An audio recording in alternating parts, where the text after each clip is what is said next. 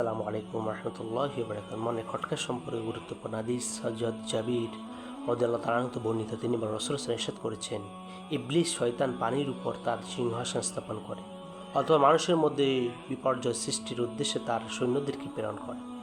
আর তার নিকট সেই বেশি মর্যাদা অধিকার যে বিপর্যয় সৃষ্টির ব্যাপার বড়। তাদের মধ্যে হতে কেউ এসে বলে, আমি এরূপ করছি। তখন ইবলিস বলে, না, তুমি কিছুই করনি। রাসূলুল্লাহ সাল্লাল্লাহু আলাইহি ওয়াসাল্লাম বললেন, এরপর অপর একজন এসে বলে, আমি মানুষদেরকে এমনিভাবে ছেড়ে দিয়ে আসিনি, বরং আমি তাদের স্বামী স্ত্রীর মাঝে বিভেদ সৃষ্টি করে দিয়েছি। রাসূল করিম সাল্লাল্লাহু আলাইহি ওয়াসাল্লাম অতঃপর ইবলিস তাকেই নৈকট্য দান করে এবং বলে, তুমি উত্তম ব্যক্তি। বর্ণনাকারী আমেশ বলেন, আমি মনে করি জাবির এই কথা বলেছেন যে রাসূলুল্লাহ সাল্লাল্লাহু আলাইহি ওয়াসাল্লাম বলেছেন, অতঃপর ইবলিস তার সাথে আলিঙ্গন করেন। আল্লাহ পাক এই হাদিস শুনে আমল করার তৌফিক দান।